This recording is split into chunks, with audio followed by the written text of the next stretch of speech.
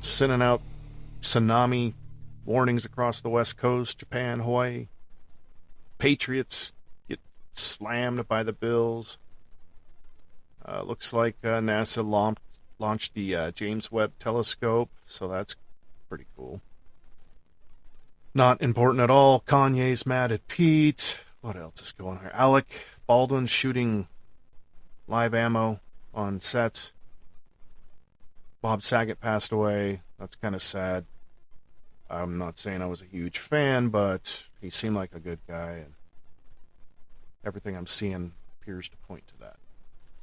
And then who could forget COVID? What variant is it this week?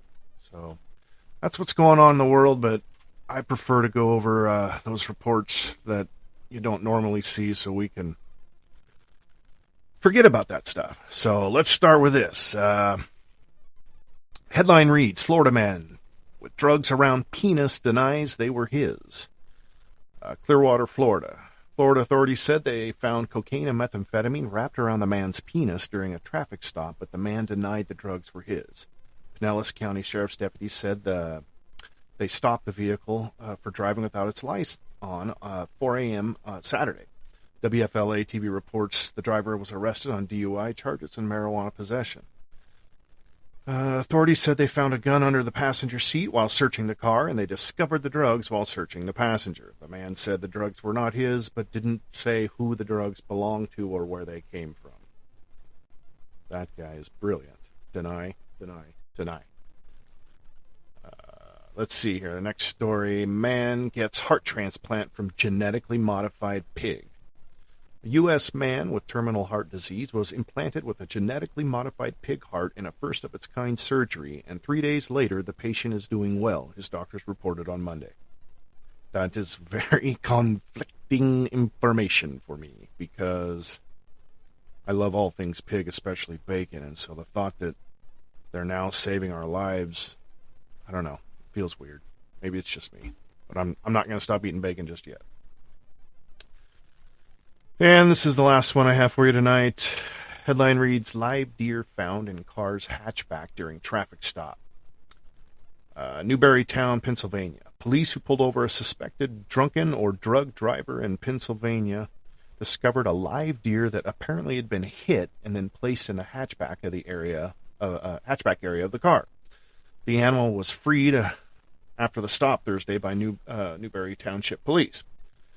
The occupants told the officers they had realized the deer was still alive, but they kept driving anyways. Police said they told the passenger to release the deer, which can be seen by video released by the police where he is struggling to carry it across the road. The 19-year-old driver is being investigated for suspicion of driving under the influence of drugs and alcohol. So yeah, these kind of people really make us feel good about ourselves. Finally, news that's I feel good watching. Well, that is it for the first segment. Let's go ahead and take a quick break, and then when we get back, we'll speak with our first guest. Should be a good conversation. Thanks for joining us. Stick around.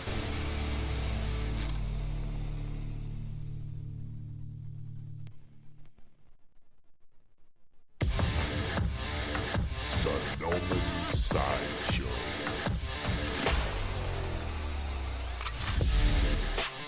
Okay, welcome back to the show for my first guest, quite literally my first guest ever.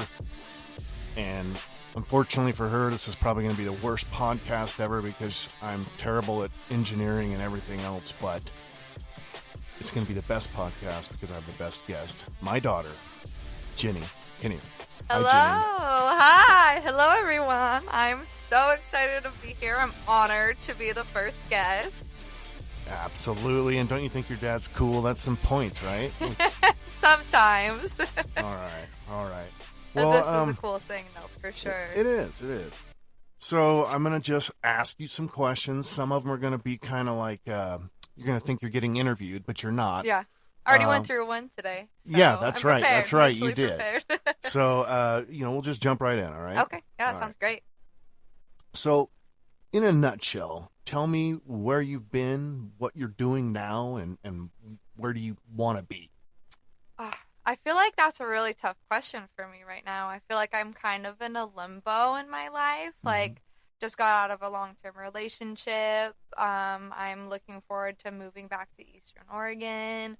So right now, I'm just going through the motions of getting through that period until I'm on the next spot of my life. So that's where I'm at right now. Where I want to be is honestly living just a carefree life, I like it. surrounded by my family, I like it. close to my friends, just around happy, positive people. Excellent. Excellent. Yeah, just expanding my horizons, not try not to take life too seriously. I think that is the best plan I've ever heard from a 23-year-old. And you graduated college, so you've got your degree now. You're 23 years old. So what does the world look like to a 23-year-old right now? What does that look like, and what kind of impact do you think you're going to have? Honestly, like right now, the world, like it feels so open. Like I really feel like I could do anything I set my mind to at all. I have so many different paths I could go down, but I don't know. Like the world's a scary place at this. Like on the flip of the coin, the world's a terrifying place. It is. And my entire adulthood has been consumed by COVID. So I don't even like really know the world outside of that. You know what I mean? Right. Which you recently were sick. And yeah, I had the vid. You had the vid. I mean, I as I said it, I thought, well, maybe she doesn't want to really disclose that, but you had the vid. So did I. So we survived it. Yes. Thankfully. Worst sickness I've ever had in my life, but lasted about a week and a half ish. Yeah. Still have some leftover stuff, but I'm feeling significantly better. That's why I've got you mic'd up in the other room, because I don't want to breathe COVID protocols. Yeah, COVID protocols, exactly. So I don't think, well, a lot of people that know you know this, but I think it's an important part of your life, and every day I see it. I have an article of you up on my wall from when you were in high school, and that question would be, how would you say being in the foster care system has made you who you are today? Like, that's opened your eyes to so many things. Looking back now, when you're there, I understand that you're just going through the motions. But now looking back, how much of that do you think kind of makes you who you are? Oh, that's a tough question. I feel like it's everything about me, but I don't think about it. You don't dwell on it. No, I don't think about it, but sometimes I'm reminded. I'm humbly reminded that I've been adopted, and I think it's one of my favorite stories to tell. People are always really intrigued about my experience in living in the foster care system. The foster care system is a very messed up system for sure, but it's definitely changed me for the better, for sure. I feel like I'm more accepting of outcasts and people who have lived hard lives. Like I'm more understanding. I can sympathize with them. That's what I thought. Yeah, I can sympathize with them a lot more. Honestly, like I said, it's one of my favorite stories to tell because not very many people have gone through that experience, and so I feel like a lot of people learned from me going through that experience, and people always are telling I would have never known you went through that.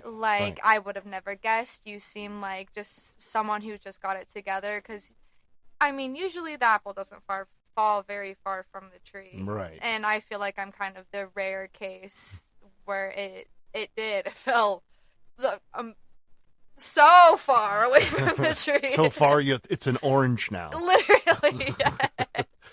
That's exactly what it is. Exactly. Well, that's cool. Well, I know that's a heavy question, but I think it's important for people to understand that, normal, everyday people, successful people have been in foster care systems or have been adopted, and, they can still make it, Absolutely. Like you said, do I accept it, and it's part of my past? Yeah, and I feel like it's kind of what motivates me to be such a hard worker and to, like, thrive in, I don't know, I almost feel like I have to prove to myself that I'm capable of doing these amazing things because I lived kind of a harder childhood, and I don't know why, but I feel like I have to prove it to my biological parents. Like, I did it without you. I went for it. Like, I don't know.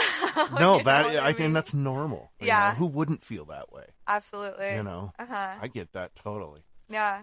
Well, plus you promised me that you were going to help take care of Mom and I, so. Well, yeah, so I really success is hinging on you. Yeah. That's part of my retirement plan. Right. I kid. So with that, going forward, you know, this professional career you've been chasing and you know, getting educated and everything, where do you see Jenni 10 years from now professionally? Not so much what career, but where do you want to be? Okay, so 10 years from now, I'll be 33. Which is terrifying. Which is silly to you, right? Prime. You're going to be in your prime. Right. 10 years from now, hopefully I have my own business. Right. I want to be in a small town, like somewhere like Sisters or... You want to stay an Oregon girl? I think so. I mean, I've never lived anywhere else, so I have no idea. Mm-hmm. My goal for, like, my short-term goal is to travel to other states. So when I am ready to settle down, I know for a fact that's where I want to settle down. Yeah. Because I've never lived anywhere outside of Oregon. Right. But I definitely am a small-town girl. That's for sure. For sure. Nice. So I'll live in a small town. Hopefully I'll have my business open, have a couple employees working for me. My goal is to be very, very involved in whatever community that I'm living in. So, like, I don't know. Join all those different clubs. And yeah. Just like your grandmother. Nana, absolutely. She was always part of the community out in Athena there. And on this board or that board. Or yeah, that's the plan. I'm, like, trying to get my business involved in, like, high school, like, dances or, like, I don't know, different things. Or, like, pop-up little shops and, like, at the roundup and, like, coming home and, like, doing a little pop-up during roundup or something like that. But yeah, talk a little bit about your business, your side hustle. Yeah, so my dream has always been to open up a clothing boutique. That's what I went to school for. I went to Western, go Wolves. I majored in business with a focus in marketing, so I kind of have that as a background. But working at the Pendleton Roundup retail store really, really motivated me to want to start my own boutique. Like, I loved work. I love talking to people. I love making those kinds of connections. I love clothes. I love fashion. So it just felt like a natural fit for me. And so my dream is to be able to, I don't know, like, I just love making people feel beautiful and making people feel special and showering them in attention and making them feel confident. And so that's my goal, is to make all my guests feel the most beautiful they've ever felt, get them in clothes that they feel just amazing in, and while making those personable connections. Right. And hopefully, you know, you'll be making lots of money. Because you promised to take care of me. Rich. We always say, right? We never chase the money. No. Just be happy and the rest will follow. So. Absolutely. You are. All right. What would you say at 23 years old, you're out in the world now, what is your mantra? What is your philosophy? What, if people are like, yep, that's Jenni, what would you say sums up who you are as far as your mantra? Not to take life too seriously and have fun while you're doing it. I like it. I think that pretty much sums up Jenni in a nutshell. Okay. All right. I really like that. Sounds familiar. Yeah. Sounds a little familiar. All right. Here's a weird question, but in pop culture right now, who would you think influences you the most right now? Who's got you all the time when you see them, you know, I know social media, everything is so bombarding now, but who would you say is your biggest influence? Casey Musgraves. Oh, a musician. Yeah, I love her. I love her style. She's kind of like country pop a little bit, like not super mainstream in either one. But she just kind of does what she wants. She doesn't really follow any rules. She's kind of like hippie country vibes, which I kind of feel like I have a similar. So do you want to break the rules and laws and stuff? No. Because, I mean, speaking to my father, no, I do not. But then I look above your head in the Grim Reaper Studios here, and I see a sign that you stole once. We'll leave it at that. We'll leave it at that. For legal purposes. Yes. No, she borrowed it. Yeah. No, I kid. All right, well, that's cool. I like that. I would have to pick somebody, like a comedian. I just want to laugh anymore. Yeah. Yeah. I like people who can make me laugh. Yeah, so. Totally. All right. Well, I guess this is also kind of a weird question, but at 23, how do you want people to see you? Like when you walk into, and we talked about this earlier about when you get a job, and sometimes when you're young, you might be supervising people who are a lot older than you. Yeah. And what a weird feeling that is. I remember it when I went into the workforce, and now I'm on the other end, and now I'm making friends with people who are, somewhat younger than me, and or your age. And they surprise you, don't they? Like it's so crazy. Like, well, even working at the Roundup office, like one of my closest friends, like one of my best friends, is 10 years older than me. Right. And she's so fun and funny, and like we just jive together so much. But going back to your question of like how I would like to be perceived, especially in the work field, confident,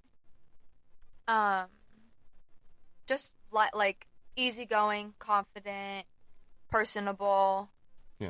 Yeah. Just like your mama. Yes. I idolize that woman. I do. Well, she's all right. I mean, let's not get. She gets enough of the spotlight. Right. Oh boy. So and your side business though, your earring business. Yeah, polymer clay earrings. Talk about that. How'd you get into it? Where are you at with it, and what do you want to do with it? Gosh, yeah. So I started making earrings during the COVID lockdown, 2020, right in the middle of it. Yeah. I wasn't working. I was finishing up with school. And I'm not the kind of person that really likes to sit around. Like, I like to be busy doing stuff. So I'm obsessed with Pinterest. Big Pinterest girl over here. So I was scrolling through Pinterest, looking at different like DIY projects or like things I could try and do to make a little bit of cash. And like I want to open my own boutique, so I thought like doing something small and on the side would be a perfect like gateway into it, and just to get my feet wet, test the waters. So I found like some pictures of like the polymer clay earrings, and I just remember thinking like, oh, not that looks easy, but I think I could do that. And I went up to Bailey, to my sister, and I was like, sis, I think we could do this. I think we could be really good at it and make some money. And she's like, she's into her painting and like different other hobbies. She was like, yeah, maybe. And I had gotten just like a little kid clay kit from Amazon and started just messing around with it and making earrings. And I really enjoyed it. I'm never been like a super creative artsy person, but it was really fun and a different way to express myself creatively. And my favorite part was taking the pictures of the products and posting it on social media and connecting with you did good with that. Like I was blown away. I'm like, how does she know how to post these pictures? They look so professional. You know? And I took it on my iPhone. Yeah, that's the crazy thing about the phones today, too. Right. Yeah. So, like, we have all of this technology at our fingertips, and we can do so much with it. Much. What did you get a lot of feedback with the social media? Yeah, I got a lot of. Or were you happy with it? See, okay, when I was doing it, I was really, really hard on myself. I felt, because I was following all these people who were also in the exact same field that I was in. who had been doing it for years, had a very, very strong following, and, like, we're getting orders in, and tons and tons of orders, and, like, they were selling out of all of their lines. And so I was really, really hard on myself, and, like, would critique every little thing, and, like, would just feel discouraged when I posted a picture and I got 20 likes, and they were all, I love my Pendleton people, but they were all my hometown people. Right. And I was like, like, it's fun and I love doing it, but I was just feeling discouraged. So I took a break from it, and I haven't really dabbled with it since. It's probably been about 6 months since I stopped, like, messing around with it. I just needed to take a break because I was feeling discouraged. But now looking back, when I go through my Instagram and, like, go through my posts, I'm like, I really did that. Like, yes, I did such a good job. Those photos are beautiful. What I struggled with is, like, the creative side and, like, coming up with different designs and, like, being competitive and, like, that aspect. My favorite aspect of it was taking the pictures of the products, posting it on social media, interacting with customers, and, like, that, like, the business, social media, marketing part of it was my cup of tea, not necessarily the creating part. Right. Well, and the cool thing is, though, is it's something that you can pick back up later. Absolutely. It's one of those things that, you know, you may always do on the side, and even when you have your own business, you might have your own little stand with still your own little earrings. Yes, I mean, exactly. Because, you know, that is how you express yourself artistically. You say you're not, but you are. Yeah. Right? Yeah. No, I'm my biggest critic, for sure. We all do that. Right. It's terrible. It's awful. Yeah. Well, I think you're wonderful, but I'm biased, so. All right, so here's a really important question, and I want you to think short and hard about this. Okay. If you ever win the lottery, what is the first thing you're going to buy your mom and dad? An RV. Okay. Those can be spendy. That's perfect. All right, I like that. Very spendy. I like that. But you like to be on the go. You like to go, pick up and just go. And Mom is always just right there behind you, like, okay, let's follow your crazy plan. Let's go. So I think that would be a perfect gift. That's, yeah. It's a house on wheels. A house on wheels. Perfect. Okay, now this one's going to be this is a trick question because I'm going to put you on the spot, but what is your favorite Big Steve and the Trainwreck song?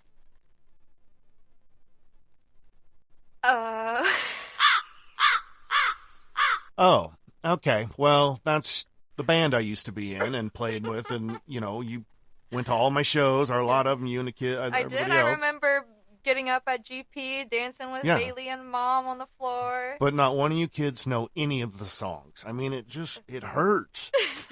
I couldn't even try and pretend like I knew one of them. I kid. You guys know I'm kidding. So, I guess if you had to pick, you know, one thing in the future that you're really shooting for, what is it? Like a goal? Yeah. What's one of your goals for the future besides the business? Besides, you know, just Jenni. What's Jenni want? Well, as of lately, I've been really wanting to pursue yoga and really get into yoga. Oh, yeah, like a little Zen moment, if you will. I think this is like a major goal, but I think I want to become a yoga instructor. I like it. Yeah, I think that would be really, really fun. I think it would be something that I could naturally pick up. Yeah, and it's so good for you. Yeah. I was thinking mentally to myself, and physically. Yeah, and all that stuff. I'm a big nerd when it comes to self-wellness and all that stuff. I like all that. Who was the guy that I used to listen to all the time? Everybody did. He passed away. Wayne Dryer. I thought he was awesome. He was great. I mean, it's probably a little commercial, but he always made me feel good. So. Right. But and that's what it's all about. I like all that stuff. And, you know, you're kind of athletic, right? So being in yoga, you can... Yeah, I'm athletic, but I'm not competitive athletic. Yes, you were the smiler. They called you the smiler. Hey, who's got the smiler? You know, when you played basketball, any sport, Jenni would just smile the entire time. You didn't know it could be the worst time of the game, the best time of the game, same smile. And me and other dads... Because I could feel everyone's eyes on me. And it made me so anxious and nervous. Myself and other dads would be, Jenny, no, don't smile. You're not having fun. Yeah, that's not... No, he just dunked on you. Or she just dunked on you. No, I can't. No, you also were, a varsity... No, JV softball player. Mountain View High School. Yes, I was. Central Oregon. Yes. Bend. Nice. That's something to be proud of. Only because there was no freshman team, but we don't have to talk about that. Well, it doesn't matter how made the team. It doesn't matter how you got there. You did it. Yes. You did it. Yeah. Well, Jenny, that's probably about all the questions I have for you. Normally, I think, somebody might have a topic or something they're passionate about. If you can think of anything right now you would want to finish up on, share with the world. No, I mean... All right, just stay tuned. Stay tuned for Jenny, because she's coming. Yes, she is. She's taking the world.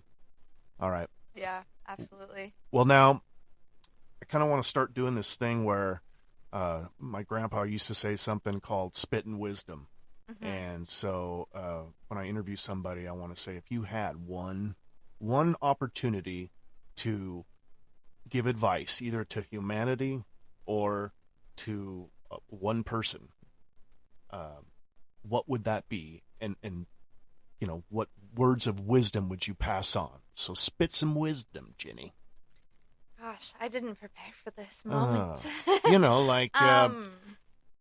Another thing my grandpa always said, and it doesn't have to be a short, catchy, it can be more of a philosophy. My grandpa always said, keep your nose clean if it takes both sleeves. Yeah, I like that. I love that. And, it has a lot of meaning, but my grandpa said it, so it's cool to me. It probably sounds stupid, but whatever, So what if advice would you give? What's something from Jenni Kannier?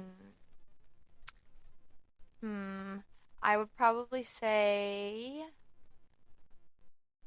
kind of what I said earlier, just don't take life too seriously. Like, everything is kind of a joke. The world is kind of a joke right now. So just make sure you're living your life for yourself.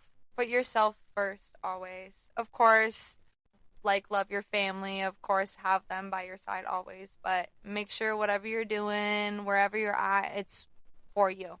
Right on. Right on. I'm so proud of you. Really, I am very proud of you. Your mom and I are, and thank you for being my guest. I loved it. My Anytime. First guest. Anytime I'll come back. Like I said, the vocals, everything's probably all screwed up, and I'm sorry, but... Or it might be fantastic, and we're going to be It's a roll of the dice. I have no idea what I'm doing. I do not read directions. So, but thank you for being on here. Thank you for having me. We love you very much. Very proud of you, and best of luck going forward in whatever you do. Thank you. All right. Love you, babe. Bye.